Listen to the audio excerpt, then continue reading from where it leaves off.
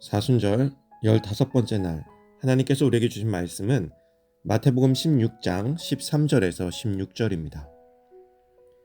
예수께서 빌립보 가이사랴 지방에 이르러 제자들에게 물어 이르시되 사람들이 인자를 누구라 하느냐?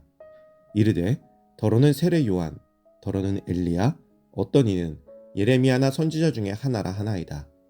이르시되 너희는 나를 누구라 하느냐? 시몬 베드로가 대답하여 이르되 주는 그리스도시요 살아계신 하나님의 아들이시니이다. 아멘. 누구라 하느냐는 제목으로 오늘 말씀 나누겠습니다. 예수님께서 활동하시던 당시 사람들은 예수님을 우리가 생각하는 그리스도가 아닌 하나님의 말씀을 전하는 선지자 정도로 생각하고 있었습니다.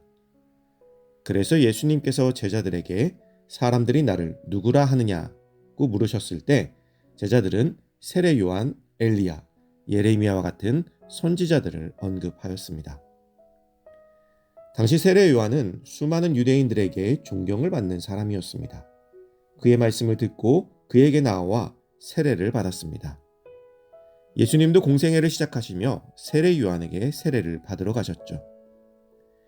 엘리야나 예레미야는 병을 고치거나 하나님의 말씀을 외친 대표적인 선지자들입니다.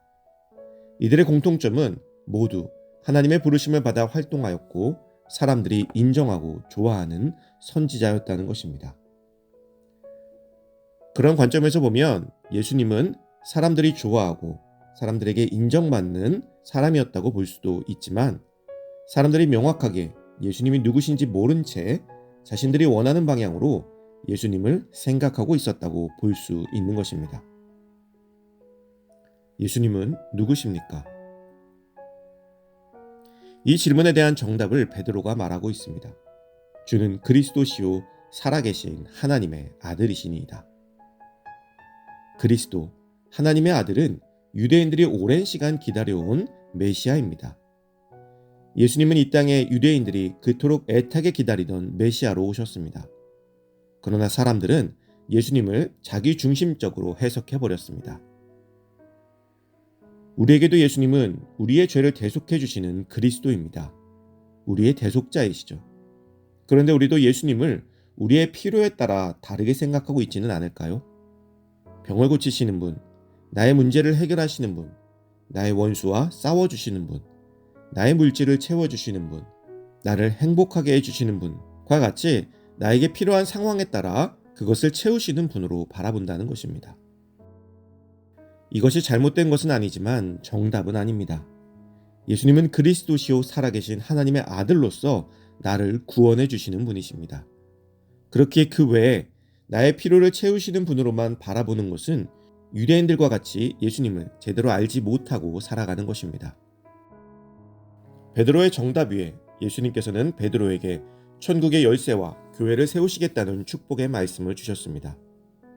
오늘 우리가 예수님을 왜 믿고 따르는지 돌아보시기 바랍니다. 그리고 예수님이 나에게 어떤 분이신지를 깨달으시기 바랍니다.